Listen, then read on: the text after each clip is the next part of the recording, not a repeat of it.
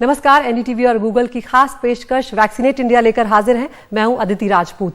Delta variant तेजी से अपने पैर पसार रहा है। 135 से ज्यादा देशों में ये पहुंच चुका है। ब्रिटेन और अमेरिका ऐसे देश हैं जहां पर 70% से ज्यादा आबादी वैक्सीन लगवा चुकी है। बावजूद उसके डेल्टा वेरिएंट के जो मरीज हैं वो वहां पर सामने आ रहे हैं, और वो इलाके जहां पर वैक्सीन नहीं लगवाई है वहां पर डेल्टा वेरिएंट जो है वो तबाही मचा रहा है। अगर हम भारत की बात करें तो हम जानते हैं कि वैक्सीनेशन की रफ्तार वैसी नहीं है जैसी होना चाहिए आबादी के हिसाब से। और अब खबर आई केरल से, जहां पर वैक्सीन लगवाने के बाद भी कुछ मामले हैं जहां पर दोबारा इन्फेक्शन हुआ है, री इन्फेक्शन भी हुआ है और ब्रेक थ्रू इन्फेक्शन भी हुआ है। ऐसे में ये जरूरी है कि वो स्थिति जो केरल में आई है वो दूसरे राज्यों में ना हो। इसके लिए लोगों को खुद आगे आना होगा और वैक्सीन लगवाना होगा।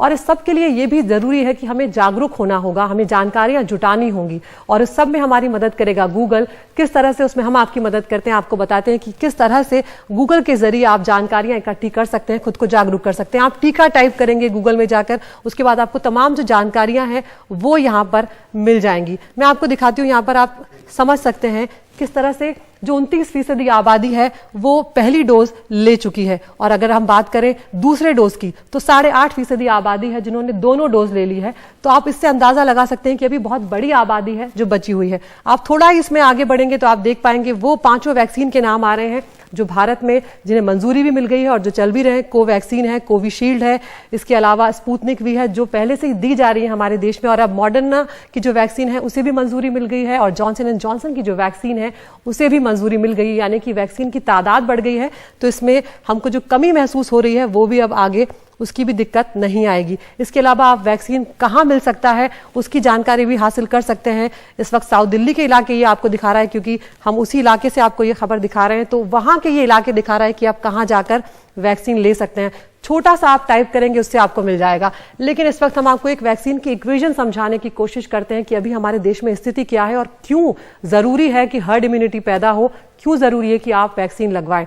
इंडिया की जो वैक्सीनेशन इक्वेशन है वो आपको दिखाते हैं। जो करंट रेट चल रहा है वैक्सीनेशन का, उसके हिसाब से सिर्फ 33% पॉपुलेशन जो है वही दिसंबर 2021 तक वैक्सीनेट हो पाएगी। लेकिन हमारा टारगेट क्या है, हमारा मकसद है जो तीसरी लहर है उसे रोकना है। और उसके लिए क्या जरूरी है, उसके लिए जरूरी है कि 60% जो आबादी है वो दिसंबर 2021 तक वैक्सीनेट हो जाए। और उसके लिए हमारी जो रिक्वायर्ड वैक्सीनेशन की रेट है वो क्या होनी चाहिए, 10 मिलियन से ज्यादा, यानी कि 1 करोड़ से ज्यादा लोगों को डेली वैक्सीन लगवाना चाहिए। लेकिन हो क्या रहा है, अगर हम आखिरी के जो 7 दिनों हैं उनकी बात करें, उनका जो औसत निकालें तो आप देख सकते हैं 48 लाख लोगों को पर डे टीका लग रहा है। ये पिछले 7 दिनों का औसत है, और लगना चाहिए 1 करोड़ लोगों को। और कमी कितनी है, यानी कि 53 लाख की कमी है, सिर्फ 48 लाख लोगों को टीका लग रहा है। तो यहां पर यह समझना होगा कि बहुत ज्यादा जिम्मेदारी अब यहां पर खुद जनता की है कि वो खुद आगे आए और वैक्सीन लगवाएं। इसके अलावा हम ये देख सकते हैं कि किस तरह से आप कोविन का जो पोर्टल है, कोविन ऐप पर भी जाकर आप जानकारी इकट्ठी कर सकते हैं। इसको आप दबाएंगे तो इस तरह से ये विंडो आपके सामने खुल जाएगा जो आपकी मदद करेगा। आपको क्या क्या आप अपना स्लॉट बुक कर सकते हैं अगर आपने वैक्सीन नहीं लगवाई है। अगर आप यहाँ पर सर्टिफिकेट टाइप करेंगे तो आपको यहाँ पर कोविन का जो सर्टिफिकेट है वो भी मिल सकता है। आपको एक जानकारी और यहाँ पर हम दे सकते हैं कि आप जैसे कि आप अगर पता करना चाहें कि किस इलाके में कितना है, तो आप ये देखिए कि किस तरह से ये वैक्सीनेशन की डिटेल्स जो हैं ये आपके सामने यहाँ पर आ जाती हैं, और आप इससे पता कर सकते हैं कि कहाँ पर कौन सी वैक्सीन मिल रही है, उसका अमाउंट कितना है, आपको कितना पैसा देना पड़ेगा, और आप जाकर वैक्सीन लगवा सकते हैं। तो ये बेहद जरूरी चीजें हैं जिनको जानना भी जरूरी है और ये होना भी चाहिए। तो इसी के जरिए हमारी कोशिश यही थी कि आपको बताएं। अगर आपको सर्टिफिकेट डाउनलोड करना है तो आप इस पर क्लिक कर सकते हैं। आप अपना मोबाइल नंबर डालेंगे, आपको एक OTP मिलेगा, और उसके बाद आपको सर्टिफिकेट मिल जाएगा। अगर आपने एक वैक्सीन की डोज ली है तो आपको उसका सर्टिफिकेट मिल जाएगा, और दूसरे का स्लॉट बुक करने का स्केड्यूल भी सामने आ जाएगा। और अगर आपने दोनों वैक्सीन ले ली है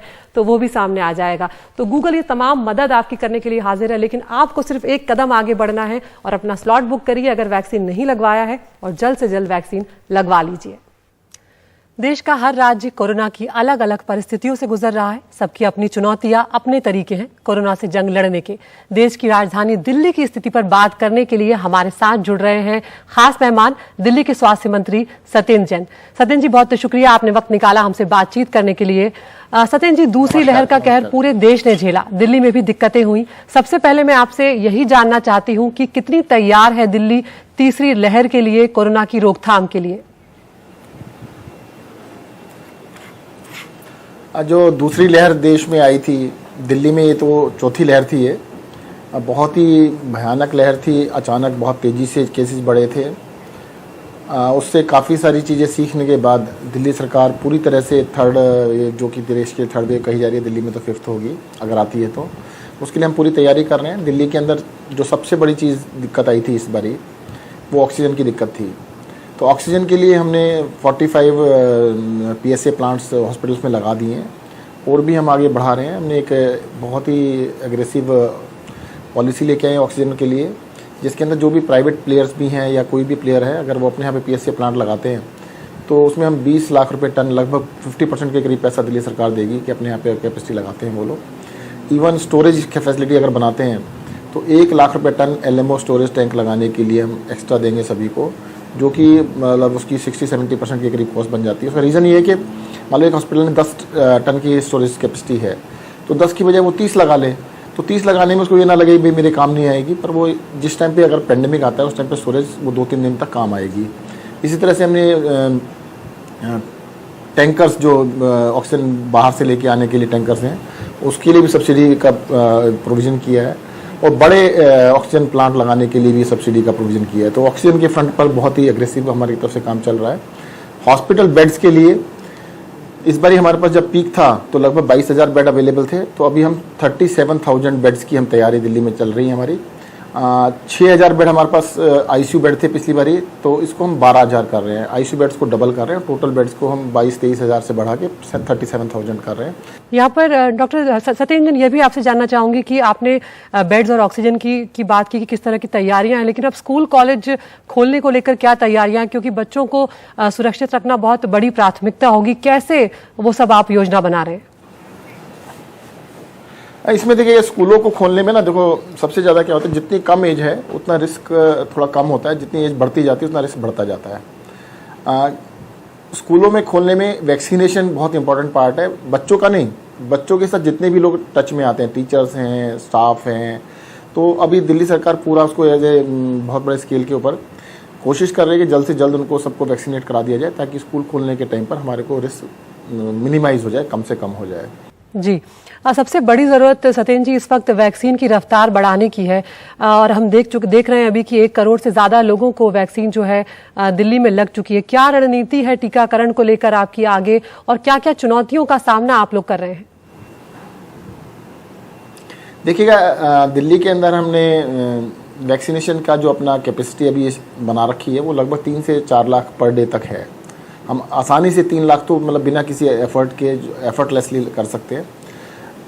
जो सबसे बड़ा चैलेंज आ रहा है, 1 करोड़ 10 लाख से ज़्यादा लोगों को हम वैक्सीनेशन कर चुके हैं, जिसके अंदर काफ़ी बड़ी संख्या में लोग ऐसे हैं जो 30 लाख से ज़्यादा हैं जिनकी डबल वैक्सीनेशन हो चुकी, लगभग 40 लाख पहुँच गए अब तो, जिनको दोनों डोजेज लग चुकी हैं। सबसे बड़ा जो चैलेंज आ रहा है वैक्सीनेशन के अंदर वो है अवेलेबिलिटी के ऊपर। अभी जो अवेलेबिलिटी है वो थोड़ा कम है, जैसे अवेलेबिलिटी बढ़ेगी उतनी तेज़ी से उसको कर दिया जाएगा। जी सत्येंद्र जी, एक और समस्या हम देख रहे हैं कि दिल्ली के बाजारों में खासी भीड़ देखने को मिल रही है। घरों में जो लोगों के गैदरिंग की जब अलाउ किया गया तो अब कोई लिमिट नहीं है, लोग बहुत ज़्यादा लोगों को बड़ी तादाद में अपने घरों पर बुला रहे हैं। ऐसे में कोविड की जानकारी में किस तरह से जो पाबंदियां हैं उन्हें लागू करेंगे आप आगे के लिए? मैं देखो आपके माध्यम से लोगों को बता देना चाहता हूँ कि आज की डेट में सिचुएशन कंफर्टेबल है, ठीक है, बट हमारे को सतर्क रहने की ज़रूरत है। जब ये फैलना स्टार्ट होता है ना जी, अगर आप किसी मीटिंग में, पार्टी में जाते हैं, पार्टी में 100 लोग हैं और 100 लोगों में से 1 पॉजिटिव है, तो कम से कम 10 लोग वहाँ से पॉजिटिव, 15-20 लोग पॉजिटिव होके आएंगे। तो सबको सतर्क रहने की ज़रूरत है। अभी जो ये लास्ट डे थी उससे ये सीखने को ज़रूर मिला है कि हमारे को लार्ज गैदरिंग से बचना चाहिए।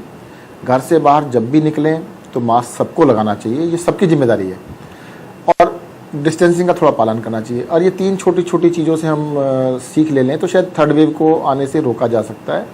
अदरवाइज़ देखो आज दुनिया के कई सारे देश में थर्ड वेव चल रही है, यूरोप के कई सारे देशों में चल रही है, अमेरिका में लगभग 1.5 लाख केसेस पर डे फिर से आ रहे हैं। तो हम रिलैक्स महसूस नहीं कर सकते। थोड़ा सा मुझे लगता है लोगों को एश्योर करने के साथ साथ थोड़ा सा डर भी होना चाहिए कि ऐसा नहीं है कि दोबारा नहीं आ सकती, क्योंकि जो लास्ट वेव आई थी वो इसीलिए ज्यादा आई थी कि लोग बिल्कुल ही रिलैक्स हो गए थे, बिल्कुल उन्होंने सोचा था अब तो गई। बिल्कुल, बहुत महत्वपूर्ण बात सत्येंद्र जी आपने ये कही कि हमें पिछली गलतियों से सीख लेना होगी। जो लोग भी बहुत ज्यादा भीड़ भाड़ वाले इलाकों में जा रहे हैं वो सावधानी बरतें, या अगर जरूरी ना हो तो बिल्कुल ना जाएं, क्योंकि ये वो वक्त नहीं है जब हम राहत की सांस ले पाएंगे, क्योंकि कोरोना अभी तक गया नहीं है। सत्येंद्र जी बहुत बहुत शुक्रिया, आपने हमसे जुड़े, आपने ये बातचीत की, क्योंकि इस वक्त लोगों को जागरूक करना भी बेहद जरूरी है। और ये बहुत ही महत्वपूर्ण बात सत्येंद्र जी ने कही कि ये राहत लेने का या राहत महसूस करने का वक्त नहीं है। एक छोटे से ब्रेक के लिए यहाँ पर रुक रहे, ब्रेक के उस पार हमारे साथ जुड़ेंगे खास मेहमान डॉक्टर DS राणा, और बातचीत करेंगे कि किस तरह से केरल में जो मामले आए हैं एक बार फिर से री इन्फेक्शन के, उनसे कैसे निपटा जा सकता है, और क्या जो कॉकटेल है वैक्सीन का वो कारगर साबित हो सकता है। एक छोटे से ब्रेक के बाद।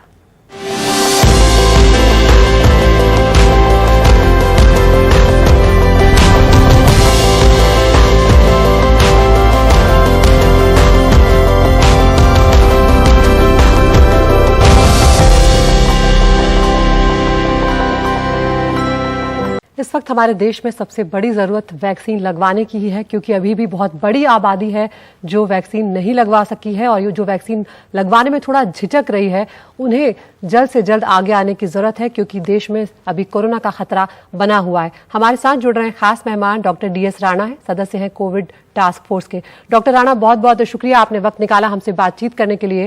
डॉक्टर साहब, सबसे पहले आपसे मैं यही जानना चाहूंगी, केरल में ब्रेक थ्रू इन्फेक्शन या री इन्फेक्शन के मामलों ने चिंता बढ़ाई है, टीका लगाने के बाद भी इन्फेक्शन हुआ है, ऐसे में दूसरे राज्यों को अब ज्यादा सतर्क होने की जरूरत है, ये साफ संकेत मिल रहा है हमें। केरला में बहुत ऑलमोस्ट 50% केस केरला में है, ऐसे ही पहले किसी टाइम दिल्ली में थे जी। तो ये हो सकता है कि वहां से लहर फैलती फैलती नॉर्थ में भी आ जाएगी, सारे कंट्री में घूम जाए, और ये भी पता नहीं कि कौन सा वेरिएंट आएगा।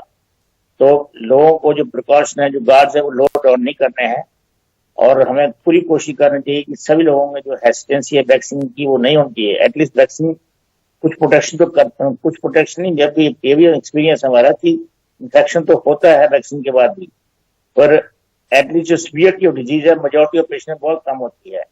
तो मॉर्टेलिटी है जो या मॉर्बिडिटी है, जिन पेशेंट को 2 शॉट वैक्सीन के लगे हुए थे उनमें बहुत कम थी, जिनको पहले ऑलरेडी कोविड हो चुका था उनमें इन्फेक्शन री इन्फेक्शन हुए उनमें भी कम थी। तो री इन्फेक्शन तो पॉसिबल है ही है, पर इतना एटलीस्ट अभी तक क्लिनिकल एक्सपीरियंस का एक कहता है, जो हमारे छोटी मोटी रिसर्च है, कि इन्फेक्शन की सीवियरिटी है वो बहुत कम होती है। तो इसलिए जरूरी है कि हम अपना वैक्सीन लगवाएं, और जब तक हर्ड इम्यूनिटी होती है, कब होती है साइंटिस्ट बताते रहेंगे हमें, जो एपिडेमियोलॉजिस्ट सारी दुनिया में काम कर रहे हैं, ये उनका काम है, वो टाइम से खबर देते रहते हैं WHO के थ्रू या सरकार के थ्रू। जब हर्ड इम्यूनिटी हो जाएगी तब जरा हम सुरक्षित फील करेंगे। तो अभी हम लोगों को आगे आना चाहिए। डॉक्टर राणा, यहाँ पर आपसे ये भी जानना चाहूंगी, मिक्सिंग ऑफ वैक्सीन या कॉकटेल वैक्सीन की जो बात की जा रही है, आप उसे कैसे देख रहे हैं, क्योंकि शुरुआती संकेत अच्छे मिले हैं, क्या इससे टीकाकरण की जो रफ्तार है उसमें तेजी आएगी? देखो, कॉकटेल थेरेपी का जो है, सारी वैक्सीन की टेक्नोलॉजी अलग अलग है, उनकी एफिकेसी अलग है, उनका एक सेफ्टी फैक्टर भी अलग है। तो इसका वो एक साइंटिफिक थॉट है कि दोनों वैक्सीन मिलाएं तो हो सकता है हमारा जो स्पेक्ट्रम ऑफ प्रोटेक्शन है, जो प्रोटेक्शन है वाइड प्रोटेक्शन हो सके। उस पॉइंट ऑफ व्यू से हम ये स्टडी कर रहे हैं, और ये सारे वर्ल्ड में स्टडी होगी साइमल्टेनियसली, और मुझे लगता है 2-3 महीने में इसके रिजल्ट आ जाएंगे। यदि उससे प्रोटेक्शन ज्यादा हो रही है तो कॉकटेल थेरेपी के लिए फिर एनकरेज की जाएगी। उसमें इसलिए किए जा रहे हैं, दो इंपॉर्टेंट इशू है इस टाइम। एक कॉकटेल का, दूसरा इशू है कि जो लोग हाई रिस्क पेशेंट लोग हैं, जो डायबिटिक हैं, एल्डरली हैं, ट्रांसप्लांट पेशेंट हैं, किडनी फेलियर के पेशेंट हैं, लिवर फेलियर के पेशेंट हैं, जिन्हें हाई रिस्क होता है, उनमें सिंगल डोज से हमें लगता है, जो पुराना एक्सपीरियंस है बाकी वैक्सीन का, कि वो सिंगल डोज में इफेक्टिव नहीं होती है। अभी इसकी स्टडी भी आने वाली है, आएंगी, सारे हमारे कंट्री से स्टडी चल रही है, और हो सकता है जब हमें डबल डोज देनी पड़ेगी, उसकी भी परमिशन हमने मांगी हुई है। बहुत लोगों ने जो इन्वॉल्व हैं कि हमें डबल डोज की परमिशन दी जाए। और अभी आपने जो है सुना होगा, मिस्टर जैन अभी कह रहे थे कि अभी वैक्सीन की अवेलेबिलिटी की कमी है, तो हमारा तो अभी है कि कम से कम सबको एक डोज तो लग जाए, तो कम से कम कोई ना कोई प्रोटेक्शन तो हो। सब यहाँ पर अगर हम सावधानी की बात करें, एंटीबॉडीज को लेकर लोगों के मन में बहुत सवाल आते हैं कि कब तक ये रहती हैं। क्या जिस तरह से केरल में मामले आए, क्या अब आपको लगता है डॉक्टर राणा की बूस्टर डोज के बारे में विचार किया जाना चाहिए? अब बूस्टर डोज तो लगेगी, जब बूस्टर डोज बाकी देशों में लगने लगेगी, और बूस्टर डोज वायरस में लगती है, हर साल लगेगी। तो बूस्टर डोज तक हम इसलिए नहीं पहुंच पा रहे हैं कि अभी तो हम लोगों को फर्स्ट डोज नहीं दे पा रहे हैं, पर बूस्टर डोज की बारी लगभग हमारे देश में जनवरी फरवरी में शुरू हो जाएगी, जहां तक मेरा ख्याल है, और लगेगी, और बूस्टर डोज लगवानी पड़ेगी जी। मैंने कुछ अभी स्टडी ज्यादा नहीं हुई है, पर कुछ स्टडी है कि जिनमें लगा है कि एंटीबॉडी टाइटर जो है वो 5-6 महीने बाद थोड़ा नीचे आना शुरू हो जाता है। तो इसका मतलब बूस्टर डोज के दो मतलब है, एक तो एग्जिस्टिंग एंटीबॉडी को बढ़ाना, दूसरा जो आने वाली वैक्सीन है वो चेंज होती रहेंगी वेरिएंट के मुताबिक, म्यूटेशन के मुताबिक, इसलिए लगाने पड़ेंगे। बिल्कुल बिल्कुल डॉक्टर साहब, यहाँ पर बहुत महत्वपूर्ण बातें आपने कही, लेकिन अब हमें ये समझना होगा कि अब बहुत देर नहीं की जा सकती है, खासकर वैक्सीन को लेकर। और बूस्टर डोज की बात तब सरकार की तरफ से की जाएगी जब पूरी तरह से इसके डेटा सामने आ जाएं, या फिर जो कॉकटेल है वैक्सीन का उसके डेटा सामने आ जाएं कि वाकई में वो कारगर है या नहीं। क्योंकि एंटीबॉडीज को लेकर भी अभी तमाम शोध जो है वो किए जा रहे हैं कि वो कब तक रहती हैं, क्योंकि कुछ डॉक्टर्स का ये भी कहना है कि वो साल भर रहती हैं, साल भर से ज़्यादा रहती हैं। तो हो सकता है बूस्टर डोज की ज़रूरत ना भी पड़े। डॉक्टर राणा, बहुत बहुत शुक्रिया, आप हमसे जुड़े और आपने ये तमाम महत्वपूर्ण जानकारियाँ साझा की। तो यहाँ पर पिछले 1.5 साल में हम सब ये समझ चुके हैं कि कोरोना से बचने के उपाय क्या क्या हैं। वैक्सीन सबसे पहले हमें अब लगवा लेना चाहिए। अगर अभी भी आपने वैक्सीन नहीं लगवाई है तो आप गलती कर रहे हैं और आपको अब देर नहीं करना चाहिए। और हमें वैक्सीन अगर लगवा भी ली है, उसके बावजूद अगर कुछ लोग ये सोच रहे हैं कि अब वो लापरवाह हो सकते हैं या फिर वो मास्क पहनना कम कर सकते हैं या वो भीड़ में जा सकते हैं, तो ऐसा बिल्कुल नहीं है। वैक्सीन एक प्रोटेक्शन है, लेकिन गारंटी नहीं है। तो आपको वैक्सीन लगवाने के बाद भी अप्रोप्रिएट बिहेवियर है जो वो उसको रखना पड़ेगा, जारी रखना पड़ेगा, मास्क पहनना पड़ेगा, सोशल डिस्टेंसिंग का ख्याल रखना पड़ेगा। तो अपना ख्याल रखें, अपनों का ख्याल रखें। इस शो में फिलहाल इतना ही।